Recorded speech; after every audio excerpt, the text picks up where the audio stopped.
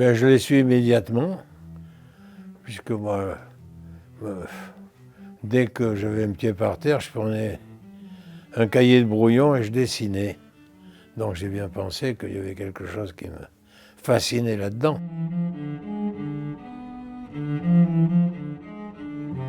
C'est très loin, tout au début, dès que j'ai pu tenir, tu sais, je pense souvent à la phrase de Cézanne.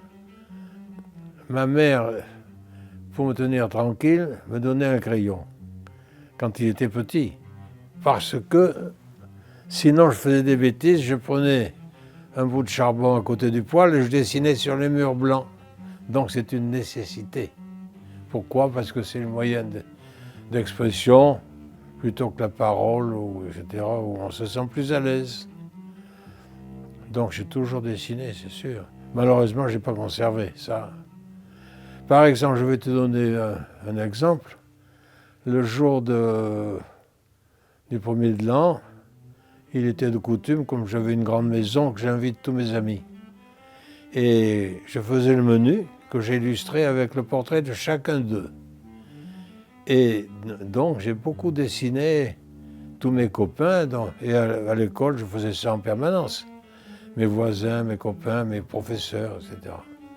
Henri Charnet, donc je te parle, il était très facile à faire parce qu'il avait le profil d'un Gaudron rognon, tu vois, il était tout en nez, pas de menton. Et donc lui était très facile à dessiner, évidemment. J'ai fait beaucoup de caricatures pour un journal scolaire qui s'appelait Le Bahut, qu'on éditait nous, tu vois, qu'on renéotait plutôt, avec quelques reproductions.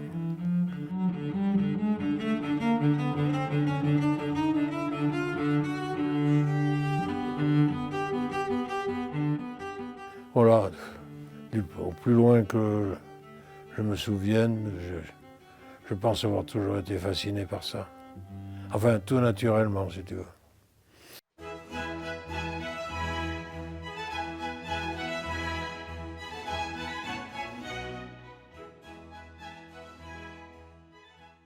Pourquoi le figuratif?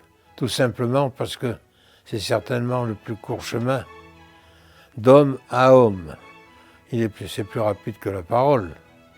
Et puis le figuratif établit une immédiate complicité avec celui qui regarde le tableau.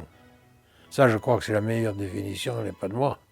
Elle est de Malraux, je crois, enfin bon, c'est pas sûr. Pour moi, ça n'a pas posé de question, il ne m'est pas venu à l'esprit de peindre abstraitement, si tu veux.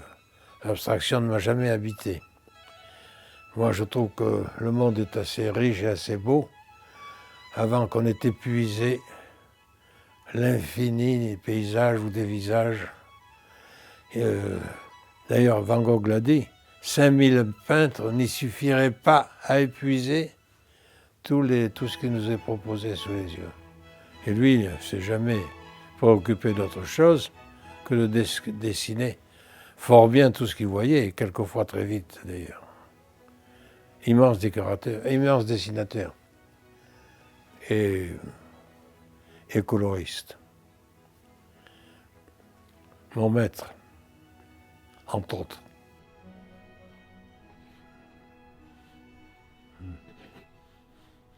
C'est vrai que c'est d'abord le visage, puisqu'on a toujours confronté un visage humain autour de soi. Et c'est ma source d'inspiration première, et je me suis tenu à ça, sans compter l'émotion que je peux ressentir aussi devant des paysages.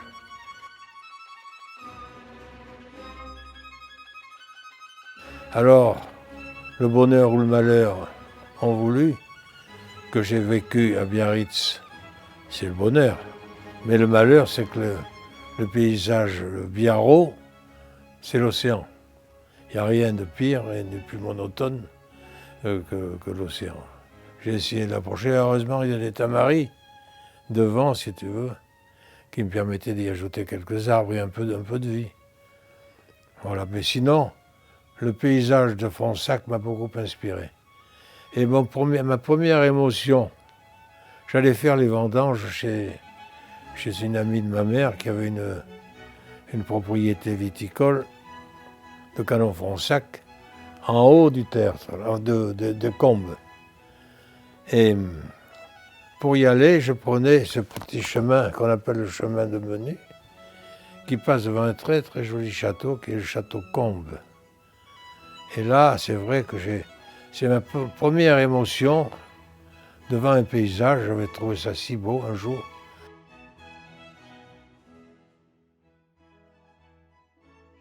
Le portail était toujours ouvert, je suis rentré dans cette propriété. Il y avait comme un théâtre naturel qui s'en allait tout doucement jusqu'à la Dordogne. Et c'est vrai que le Fronsadais, c'est un joli jardin, c'est pas grandiose, mais ça a de la gueule. Voilà mon émotion première devant la nature est à ce moment-là. Je peux la dater, puisque c'était sous l'occupation.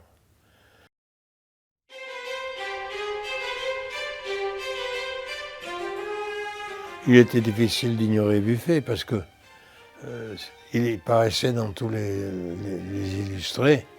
Ça a été une révélation extraordinaire quand même. Il n'avait pas 20 ans. Et on a découvert déjà un talent plus qu'accompli. On peut parler même de génie chez lui. C'est vrai qu'il avait un style personnel d'emblée qu'il a imposé quand même à tous ses contemporains. Moi le premier d'ailleurs.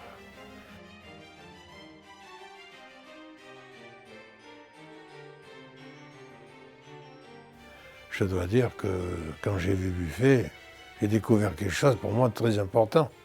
Je ne pouvais pas en détacher les yeux et je me suis fait quelques économies pour aller à Paris, le voir en vrai, dans sa galerie, qui était la galerie de Rouen, et où je suis allé naturellement, et où j'ai vu l'exposition consacrée aux crucifixions.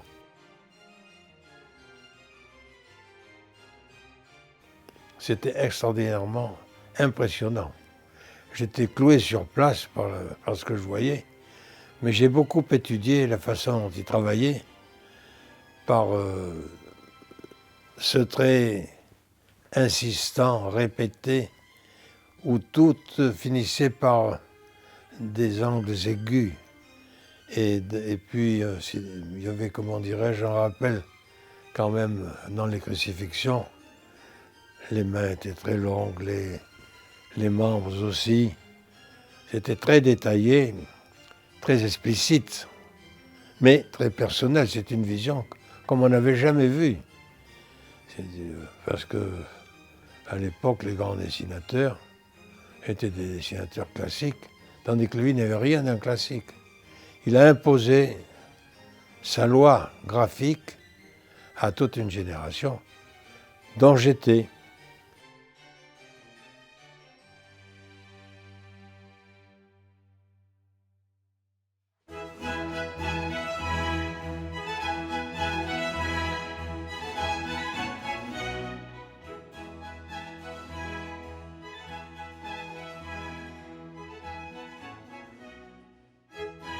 À un moment donné, je faisais tous les salons parisiens.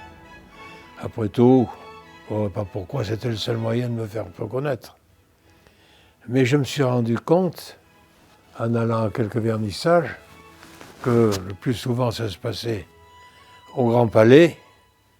Quand j'arrivais, ma toile, qui me semblait solide, enfin bien construite, disparaissait dans l'atmosphère de ces salles d'exposition énormes.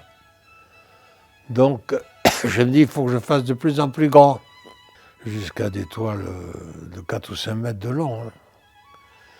Voilà, mais enfin bon, je me suis quand même tenu le plus souvent à des toiles qui faisaient 2 mètres sur 1,50 m, 2,60 m, des 120. Ça a été mon format, à un moment donné, préféré.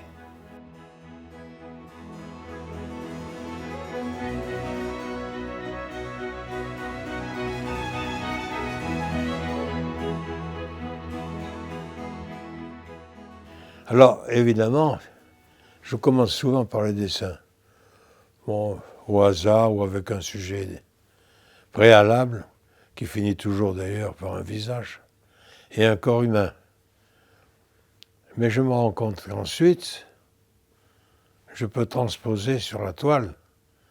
Et souvent, j'ai un dessin préparatoire dont je me sers. Bon, le dessin, le trait, est pour moi quelque chose de très important. Mais il faut à la fois qu'il y ait une sensibilité du trait, c'est-à-dire qu'il ne soit pas systématique, mais qu'il puisse mourir, appuyer.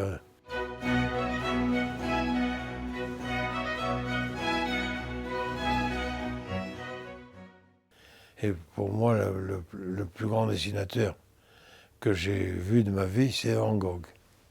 Les dessins de Van Gogh sont à la fois très précis et comme très fidèles, mais aussi très, très souples, très, très riches d'invention.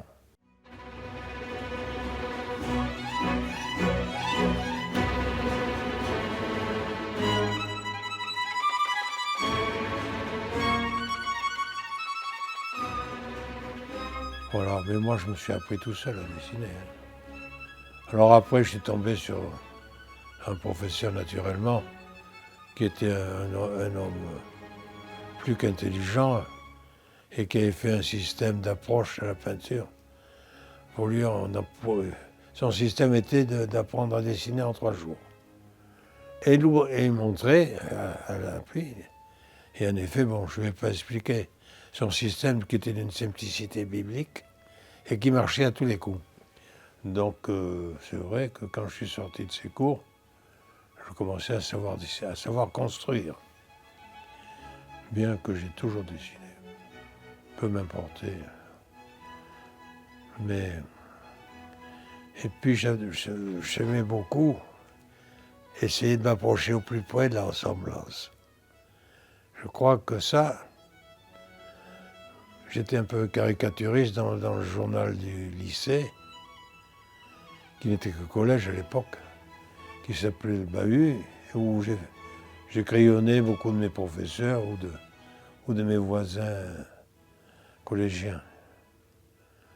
Malheureusement, je n'ai rien conservé de tout ça, à part ou de dessins.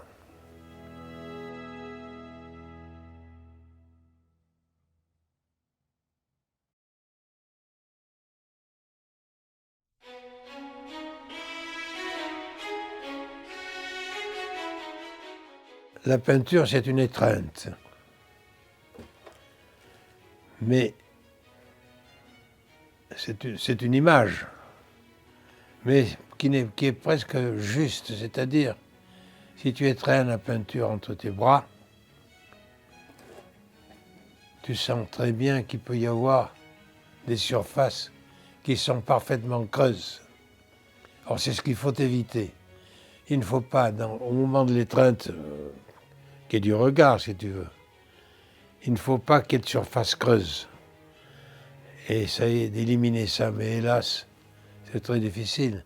Il faut, si tu veux, que la moindre chose tienne et soit capable d'analyse lente, longue. Et c'est la durée la durée du regard, qui fait qu'une toile est valable ou pas. Il y en a, si tu veux, que tu épuises comme un coup de vin. Ah oui, c'est bien, mais c'est un verre de vin rouge. Et que tu bois, puis après qui ne laisse aucune trace.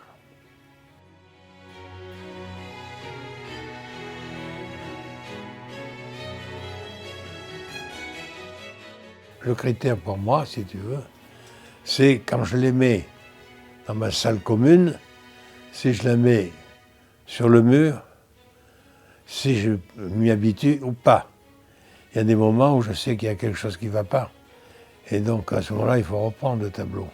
Mais ça, tu le sens d'instinct quand tu as fait quelque chose de creux et qui fait que la toile est boiteuse. À ce moment-là, je la remets en chantier. Je finis par trouver. Il y a toujours des solutions en peinture. Une toile n'est jamais perdue.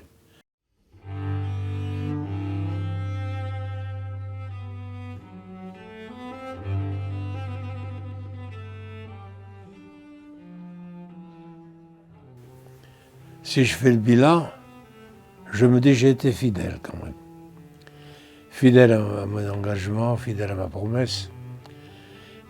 Il n'y a pas un seul jour de ma vie où je n'ai peint, ou essayé de faire quelque chose. Donc de ce côté-là, c'est plutôt positif. Alors de là à te dire que je suis satisfait de moi, non, c'est tout au contraire. Mais il y a certains tableaux que Sophie me retrouve, qui sont des toiles anciennes, et que je revois sans déplaisir, et que même je mets dans ma chambre, en face de moi, que je regarde le soir avant de m'endormir, et que je ne renie pas. J'en ai dans ma chambre quelques-uns, je ne peux pas te montrer si tu veux, que je me mets comme ça.